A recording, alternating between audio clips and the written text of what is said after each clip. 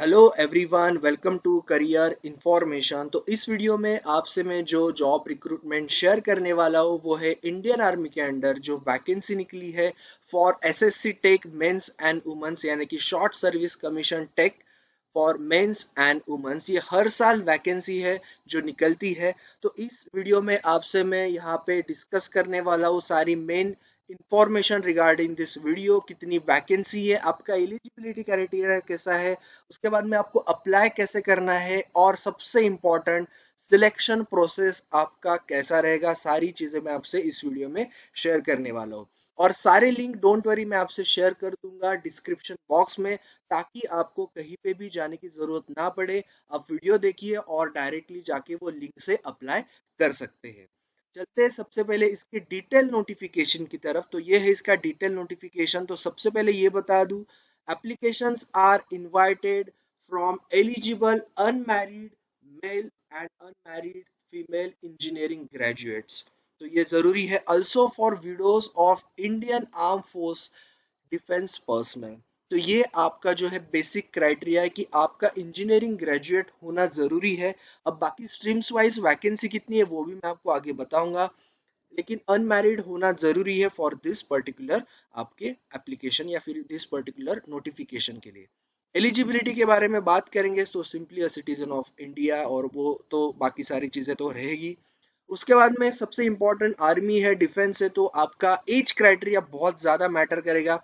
सो 20 से लेके 27 ईयर तक आपका जो है एज लिमिट यहाँ पे रहेगा। तो ये बहुत जरूरी है जानना। Okay, for mens also for womens also. So ये एसएससी टेक 60 जो है इसका एडवर्टाइजमेंट नंबर है। देन एसएससी डब्ल्यू टेक 31 ये वुमेन्स का एडवर्टाइजमेंट यहाँ पे नंबर है। बात करेंगे एजुकेशनल क्वालिफिकेशन की। So candidates who have passed requisite engineering degree course or are in the final year of engineering degree course are eligible.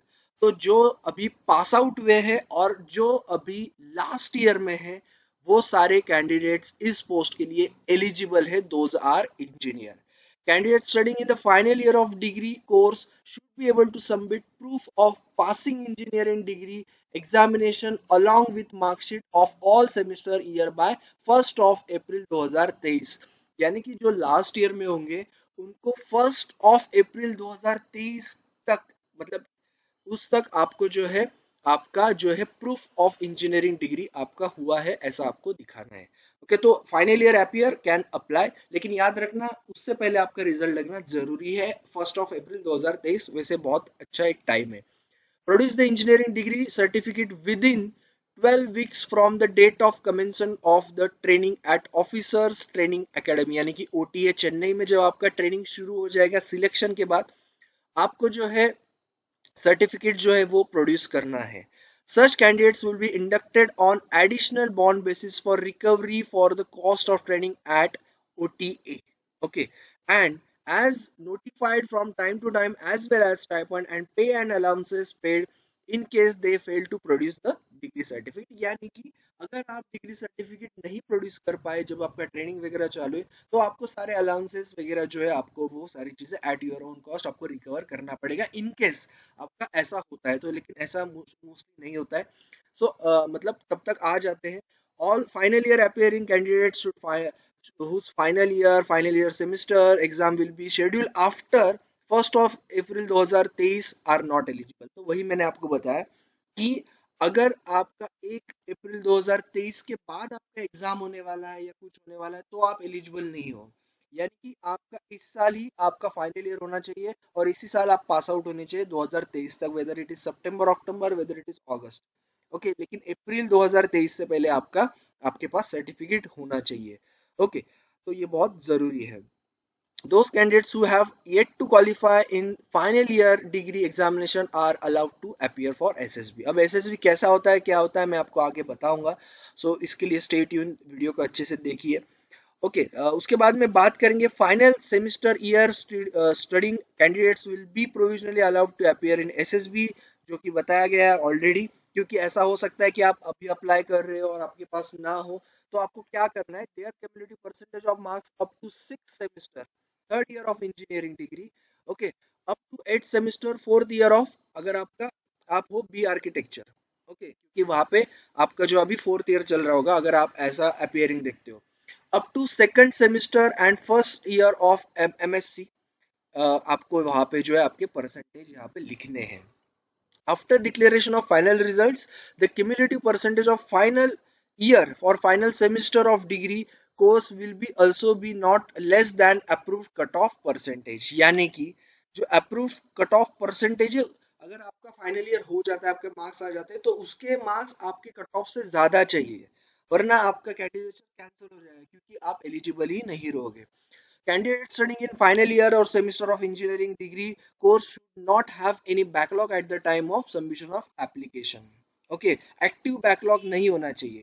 अगर आपका कोई पुराना होगा देन इट इज ओके, ऐसा कुछ यहाँ पे बताया नहीं, लेकिन not have any backlog at the time of submission. If that found then your application will be cancelled strictly. Then educational qualification for widows and जो इंडियन आर्म फोर्सेस डिफेंस के लिए जो है graduate in any discipline, SSC W के लिए non tech, SSC W tech के लिए B BTech in any stream, ये चलेगा। अब बात करेंगे वैकेंसीज। सो वैकेंसीज जो है, सबसे पहले एसएससी टेक 60 मैन की मैं बता दूं। सिविल स्ट्रीम जो है 49 यहाँ पे जो है वैकेंसीज जो है रिलीज की गई है इस बार। अब आते हैं आपके स्ट्रीम की तरफ। सो ये सिविल के लिए है, ये सारे स्ट्रीम्स एलिजिबल है। ओके, जो आपको यहाँ पे नजर आ रहे हैं। उसके बाद में कंप्यूटर साइंस के लिए 42 वैकेंसी है। ये सारे सब स्ट्रीम जो है एसोसिएट स्ट्रीम्स, ये सारे एलिजिबल है कंप्यूटर साइंस के लिए।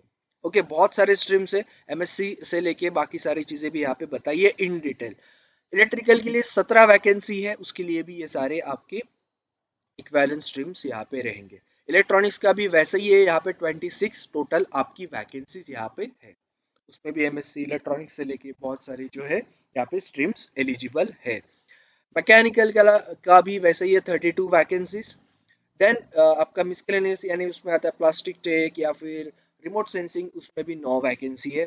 उसके बाद में आते हैं बाकी बचे हुए जो है स्ट्रीम्स, जैसे कि मिसलेनियस जो है फूड टेक्नोलॉजी, एग्रीकल्चर, बायोटेक्नोलॉजी, वो सारे मिला के यहाँ पे 9 वैकेंसीज आपको मिलेंगे।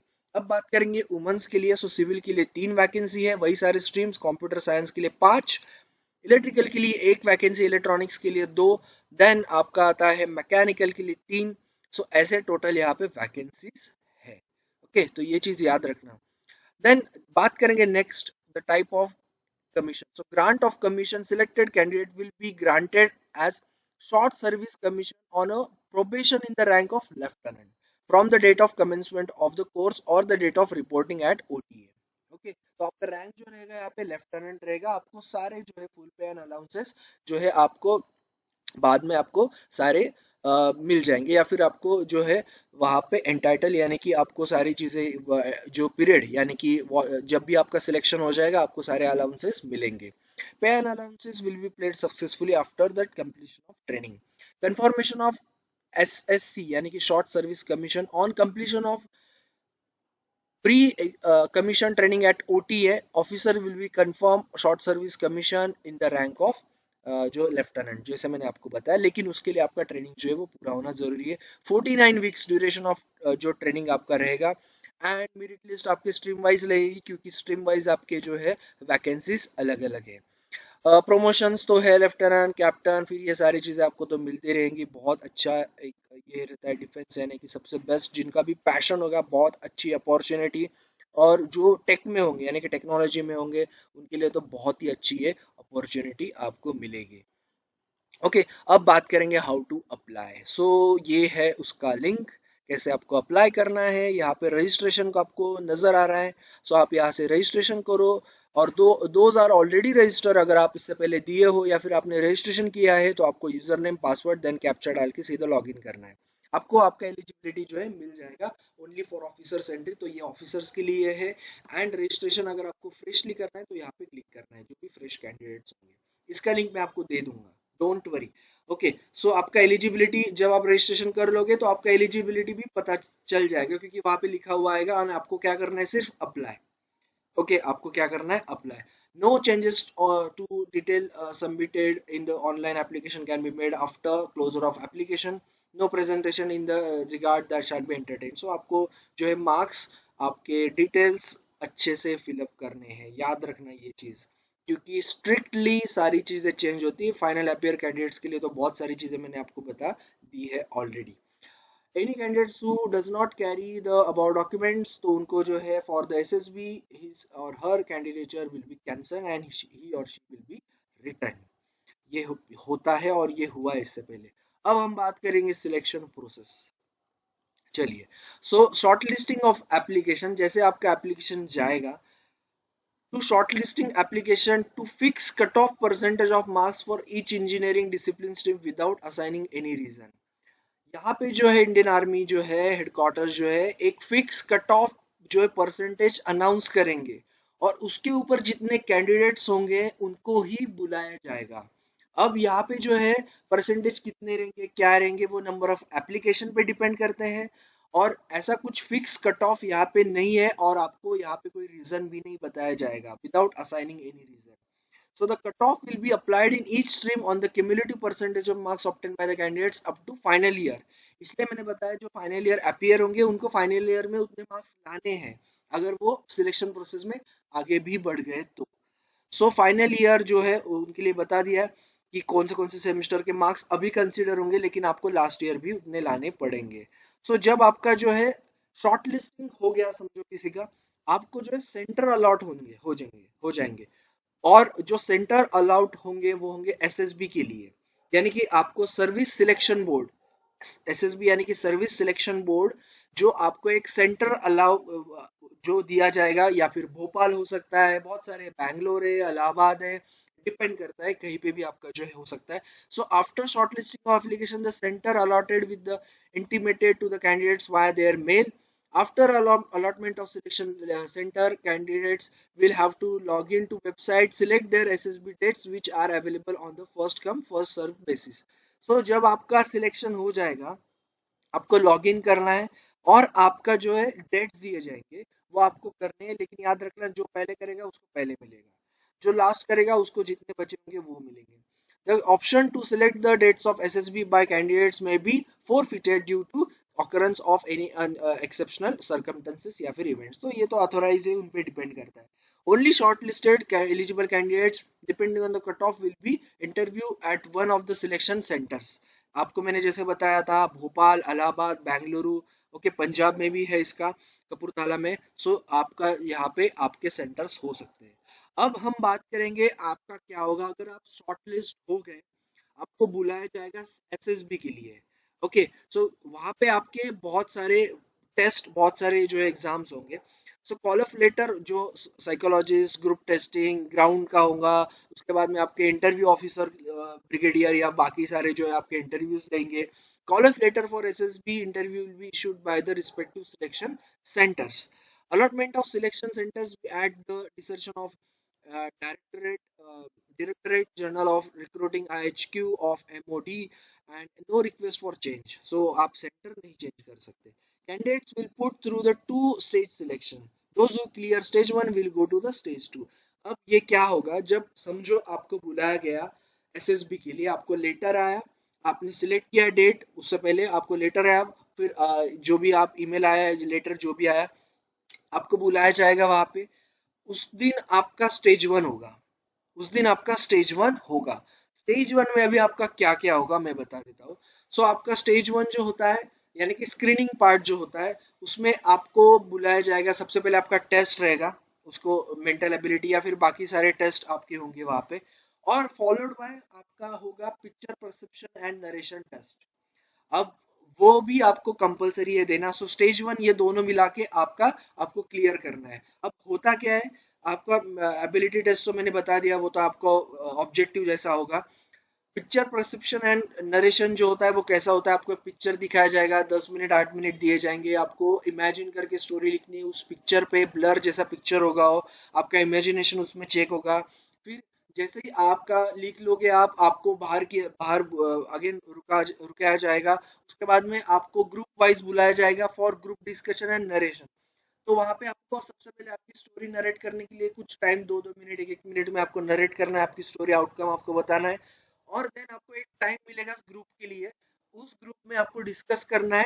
और डिस्कस करते टाइम ग्रुप यानी कि ग्रुप आपका डिस्कशन होगा, उस टाइम आपको वहाँ पे इवेल्यूट किया जाएगा, आप कैसे डिस्कस करते हो, क्या करते हो, आपके पॉइंट्स, और फिर आप में से एक कोई बंदा जिसको आप लीडर खुद तय करोगे, और वो आपकी ये फाइनल स्टोरी नरेट करेगा। ऐसा नहीं कि उसका होगा सिलेक्शन, ऐसा नहीं होता है, लेकिन आपका सबका दिखा जाता है। So those who fail in stage one, तो ये मिला के आपका स्टेज वन होगा, उनको उसी दिन वापस भेजा जाता है, और बाकी जो बचे हुए रहते हैं उनको मिलता है आपका पर्टिकुलर बोलते हैं chest number, okay, for the next 5 days. यानी कि आपका स्टेज टू आप क्वालिफाई हो जाओगे। आपको एसएसबी इंटरव्यूज आपके 5 दिन में सारे स्टेजेस में किया जाएगा। ओके, अब वो कैसा होता है, जिनका भी शॉर्टलिस्ट हो जाएगा स्टेज टू से, उनको फिर वो होता है आपका साइकोलॉजी टेस्ट होता है, उसके बाद में आपके 5 दिन में कभी भी इंटरव्यू होता है, उसके बाद में आपका ग्रुप टेस्ट होता है, ग्राउंड टेस्ट होता है, ये सारे टेस्ट आपके जो है वो 5 दिन में होंगे। उसके लिए मैं आपसे अलग से वीडियो बनाऊंगा अगर आप चाहते हो तो। ओके, सारे एक्सपीरियंसेस सारे हैं मेरे पास, आपको मैं वो भी बता सकता हूँ, लेकिन एक स्टेज बता रहा हूँ आपका स्टेज वन में क्या होगा वो जरूरी है, और स्टेज टू में क्या क्या हो सकता है वो भी मैंने आपको एक समराइज बता दिया, उसके लिए मैं अलग से वीडियो भी बताऊंगा। ओके, जब अब बात करेंगे स्टेज टू, जब आपका खत्म हो जाएगा 5वां दिन, तो आपका एक कॉन्फ्रेंस होता है, फिर उसके बाद में आपका एक फाइनल जो है कोई डिक्टेट करता है कौन कौन बच्चे रिकमेंड हुए हैं। अब रिकमेंड हुए हैं यानी कि क्या, candidates recommended by SSB declare medically fit will be issued joining letter for training in the order of merit. अब जो बच्चे रिकमेंड होते हैं स्टेज टू के बाद, ऐसा नहीं कि उनको ट्रेन के लिए बुलाया जाता है, that is not your final selection. आपका सिर्फ रिकमेंडेशन होता है, उसके बाद मेरिट लिस्ट लगती है, क्योंकि सारे सेंटर्स में ये पैरेलली प्रोसेस चलता है। तो सारे सेंटर्स मिला के बाद में आपका मेरिट लिस्ट जारी किया जाता है फॉर रिकमेंडेड कैंडिडेट्स, और फिर मेरिट लिस्ट के हिसाब से नंबर ऑफ वैकेंसीज अवेलेबल के हिसाब से एक एक या फिर जो जो बच्चे हैं उनको जो है बुलाया जाता है फॉर ट्रेनिंग, फिर आपका मेडिकली एंड वो सारे टेस्ट भी होते हैं। ओके, फिर आपका जो है वो सारी चीजें शुरू होंगी। सो वही मैंने मेरिट लिस्ट के बारे में आपको यहाँ पे बताया। Appearing for SSB interview 3 tyre आपको जो है वो मिलेगा, वो सारी चीजें। देन उसके बाद में बात करेंगे मेरिट लिस्ट की, तो मैंने उसके बारे में भी आपको मैंने बता दिया है क्या क्या यहाँ पे होगा।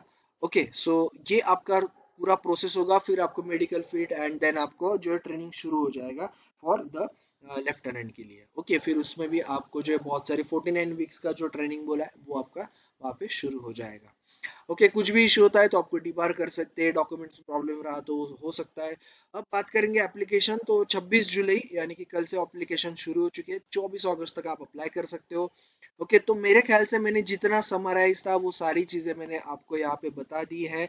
ओके, कुछ कुछ चीज़ें मैंने इन डिटेल बताई, कुछ कुछ समराइज बताया, क्योंकि जो अभी ज़रूरी है वो है एप्लीकेशन करना, और क्या आपका सिलेक्शन कैसा शुरू होता है, ये सारी चीज़ें इंपॉर्टेंट है। सो ये था पूरा नोटिफिकेशन।